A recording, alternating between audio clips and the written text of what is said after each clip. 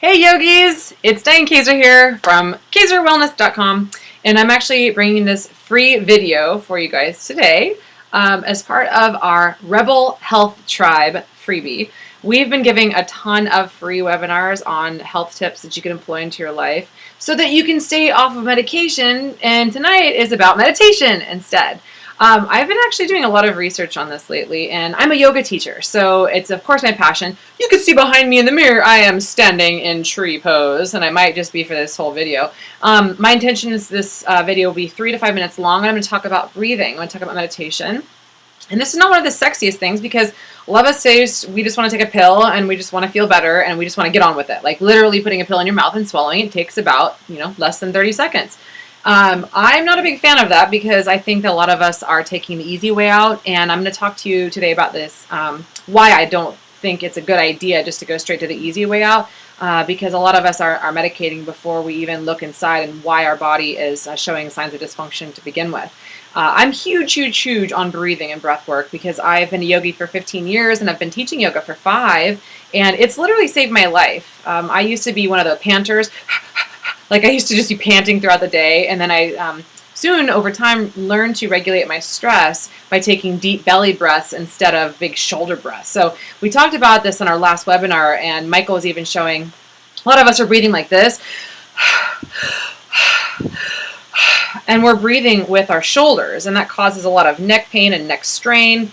And every single one of our the bones in our spine is regulating different parts of our body and different organs. And so central nervous system is huge, and it's really critical that we realize that our spine is appropriate for health. Our central nervous system is where basically the CPU of the entire body.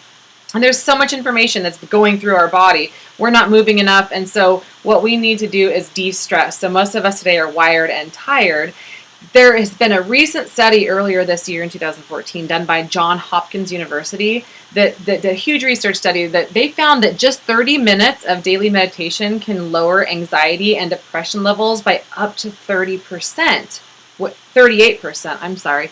That's about the same amount as what an antidepressant can do. So 30 minutes may sound like a lot to you, but today I'm just going to show you a simple breathing technique that maybe you can do maybe 5 minutes in the morning when you first wake up to start your day fresh, 5 minutes to end your day to help you sleep better, because we are over-medicating a lot of people today. 9 million Americans are on sleep medications, and that I'm going to talk to you today about why that can impair our health. So first and foremost, I'm going to switch legs so you can see behind me. Back to tree pose. This is not essential, but I mean, obviously part of yoga is the asanas, is the movement, but unfortunately that's what has taken over mainstream American yoga. It's not just the movements and the asanas, it's about the breath work, and really the breath work is the pranayama, the energy, the life force within us that fuels our body to move into these asanas. So really yoga just means breathing. That's all it should mean. When I went to India a few years ago, and I said to these Indians, these locals, I said, "Do you do yoga?" And they said, yes, watch. And then what they did is what I'm about to show you. So in India, literally, when someone asks them, "Do you do yoga?" they will say, "Yes, watch." And then they'll do what I'm about to show you. Here in America, we're like, "Oh yeah, do I do yoga?" And then we like stand in tree pose, or we like go into a warrior, or we're like, "Yeah, look, see, I've got these big muscles from doing," or like, "Yeah, look, I can do a handstand." That's all bonuses and stuff, but there are 3 fundamentals of yoga. It's the breath work, it's the asanas, and it's the meditation. This is the breath work that will enable you to get into a deeper level of meditation. And of course, if you're on antidepressants and things like that, you obviously don't just want to get off of them. You want to work with a doctor in getting off of them. But these are some of the things that people have done, I've worked with, or people I've known in the past. They've gotten off of antidepressants and then they've moved into yoga and mainly the breath work, and this is what saved them. So again, speak with your doctor before you get off these things, because it is a known fact that when people are on antidepressants, it depletes about 80% of the body's reserve serotonin levels in the body, and so that's why we need to restore that, and that's where you would need to talk to a doctor. But maybe before you go on to medications, maybe you consider trying breath work first. So first and foremost, your nose is directly linked to your brain and nervous system. For thousands and thousands of years, the Indian yogis believe that most diseases are connected to disturbed nasal breathing. And of course, nasal is connected to your lungs and breath work. Many people don't even realize that a big part of the detoxification pathways of our body come through breathing. And so we'll talk about that next. Breathing through your left nostril, this is really interesting. It's actually going to activate the right side of your brain. And then breathing through your right nostril will activate the left side of your brain. And I have friends that are, bioneurologists, and they work with the brain. And they do complain about when we talk about left side, right side brain. The brain is one big unit. The left side does tend to have more cognitive thinking and the left side logic, and the right side is more of a creative mindset. But we do, obviously, our brain is obviously always functioning all at the same time. But some of us are more clogged on the left side, which means that we might not use the right side, the more creative, mellow, feminine side. Some of us have more of a clogged right side, which means that we're not using our left brain logic side as much. So it's really important to discern that you might have one side of your nostril that's going to be a lot more clogged than the other. And that's not bad. It's totally normal. I mean, I wouldn't say it's good, but it's something to be aware of. And so we'll talk about that too. Consciously alternating your breath between either nostril is going to allow you to activate both sides of the brain and to remain balanced, because that's the whole idea, is to stay balanced here. Because imbalance is what causes disease and stress. So I happen to believe that alternate nostril breathing is really, really high up there as one of the best relaxation tools that's out there. And it really helps to settle and cool our mind and nourish an agitated brain, which is a lot of us what are suffering today, is the wired and the tired feeling. So I'm going to talk today about 5 benefits of alternate nostril breathing, and I'll end with showing you how to do this. So first of all, a lot of people are going straight to the Starbucks drive-thru when they want energy, but really this type of breathing, this type of breath work is even just a few rounds of it, maybe for a few minutes in the morning, a few minutes at nighttime, is a quick pick-me-up if you're feeling really flat, or if you have a couple flat tires, or if you're really feeling stressed out. So just to hit the little reset button. Even if you have like a timer at work, you can set every 30 minutes. Maybe you can just do a few breaths on each side. Number 2 is it makes you smarter and it improves your mood. So when your mind is feeling really sluggish or dull, and your clarity is off, and you're just like, man, I can't connect the dots today. Alternate nostril breathing is going to bring equal amounts of oxygen to both sides of your brain for improved function. And do remember that your brain loses hydration first. So when you're thirsty, then hydrating is going to feed your brain. So sometimes just a bad mood can be fulfilled by drinking maybe like a half liter of water, which is about 16 ounces of water. So try that. A lot of people feel foggy brain, and then all of a sudden you drink water and your brain's like, oh, okay, it's kind of like watering a plant. Like you could literally see the leaves come up to look for sun and have energy and vitality. Anti-anxiety, it's really crazy. 8 out of 10 of us today are stressed out about our jobs. 8 out of 10. And this type of breathing is good for type A overwhelmed people like me in the past, who tend to be overthinkers, overdoers, and kind of like perfectionists, And I'm a recovering perfectionist. I'm a recovering type A personality. So it really, really has helped me a lot in the past. Most people breathe on average about 20 breaths a minute. And if you really get good at this, you can breathe like 3 breaths, 4 breaths a minute. And that is anti-aging at its finest. If you're using less oxygen in the body, if you're just super calm, then that actually is anti-aging. And of course, while you're around, maybe it doesn't make you live longer, maybe it just improves your quality of life. But I certainly definitely have benefited from this myself. And so too have my students. I just want to stay on track here and make sure I'm staying on track. But the ancient yogis do believe that if you can regulate your breath, then you can control your mind, and I certainly believe that myself. Number 3 is that it detoxifies. So this type of breath work is a huge detoxification pathway. There are 5 or 6 main pathways for detoxification, and I didn't even know this until recently, but The Tao of Natural Breathing is a book by Dennis Lewis. He talks about how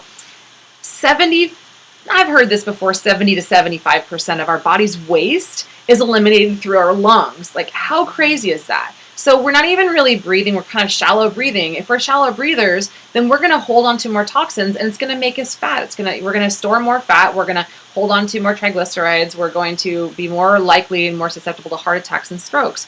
So like we talked about earlier, that people who do yoga, people who actually do this breath work, are a lot more lower risk at having heart disease or strokes than people who don't, of course.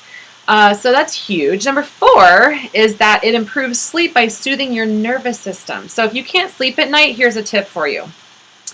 Lay on your right side and close your right nostril with your right thumb, and then breathe through your left nostril. So like I talked about, that will activate the right brain, which activates your parasympathetic nervous system, which calms you down and slows your heart rate. So left nostril breathing is super cooling, calming, nourishing. And like I said earlier, 9 million Americans take sleeping medications, sleeping pills, to help them sleep. And I can almost guarantee you that most of those people have not tried breathing strategies like this before they resorted to meds. There was a startling study that was done in 2012 that revealed that people who take sleeping pills are not only at higher risk for certain cancers, like 35% higher, but they're also 4 times more likely to die as people who don't take them. There's a whole bunch of common side effects that I see with people who take sleep medications, and mainly the medications, but still the over-the-counter ones are no different. A lot of, NyQuil is not going to help you at all. It's a Band-Aid, but it's certainly going to rob other pieces of vitality in your life. So what I've seen with people is that it increases insulin resistance and food cravings and weight gain and diabetes, which is becoming literally one of the more common things. 1 out of 3 children today will have diabetes by the time they're in high school. That's a pretty crazy number. Depression, confusion, disorientation, those are also things that people suffer from when they take these sleep meds, especially longer term. Digestive dysfunction, I see this a lot. Prescription drugs literally destroy the lining of our intestines like sandpaper, so we can't assimilate nutrients from food, and then that in turn will tax the adrenals and cause imbalances in our hormones, one being melatonin. That's a sleep hormone, and it regulates our sleep cycles, basically tells us when to fall asleep and stay asleep. So no wonder why we're so tired, right? Like, you see the downward spiral here. The number 5 benefit to doing this type of breathing is that it oxygenates our blood and brain. So it regulates the cooling and warming cycles of the body. So it's basically our body's thermometer, our breath work. 20% of Americans are estimated to have hypothyroid disease, which slows our metabolism and paves the way for pathogens and bad bugs to thrive. So this relieves the wired and tired feeling that many have today, being able to breathe through this and regulate our body's internal temperature. Because physically exhausted, but having a mind that's racing, that's what most people I hear and talk to today are suffering from.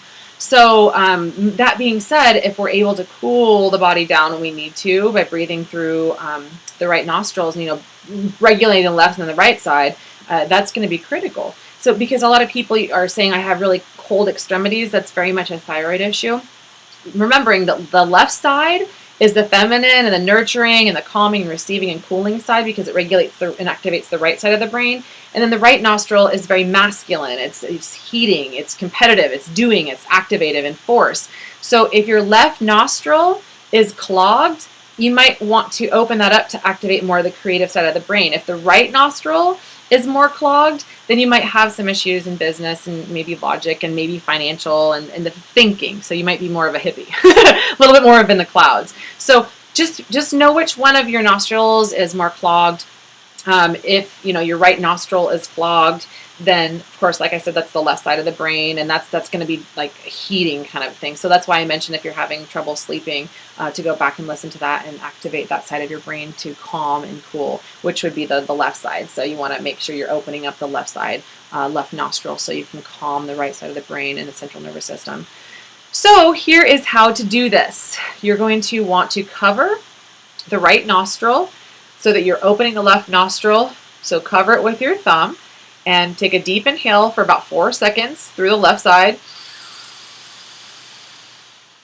Cover it with the ring finger on the other side. Cover your left nostril and then breathe out the right nostril. 4-second count. And then breathe in, 4-second count. Right nostril. Cover that right nostril with your right thumb and then let it go in the left nostril. 4-second count. And then you breathe in, left nostril. Hold 4 seconds if you'd like, or just breathe out the other side, 4 seconds. And then breathe in, right nostril. Hold, breathe out, left nostril, hold. Breathe in, left nostril. So you get the idea here. You're breathing out the left nostril, breathing in the left nostril, hold. Breathe out the right nostril, breathe in the right nostril, hold. And so the longer that you could do these exercises, the better. Obviously, if you have blood pressure issues or if you have if you're on any kind of medication, you might not be able to hold for that long. So maybe 4 seconds in, hold for 4 seconds, 4 seconds out. When I was in India, we did these for 8 seconds in, and we held for 16 seconds, and then 8 seconds out, and then breathe in for 8 seconds, hold for 16 seconds, breathe out for 8 seconds. So really, this is your choice. But even if you can do this for like 1 minute a day, in the morning, 1 minute at night before you go to bed, you're going to see a lot of benefit. So I'm Diane Kazer. I really hope that these tips helped you. And if you want to visit my website, I'm Kazer Wellness. Otherwise, this is part of a freebie of rebelhealthtribe.com. We look forward to seeing you. Our program is going to be launching January 1st of 2014. So we look forward to having you. But happy breathing, happy meditation, happy yogis. I'm out.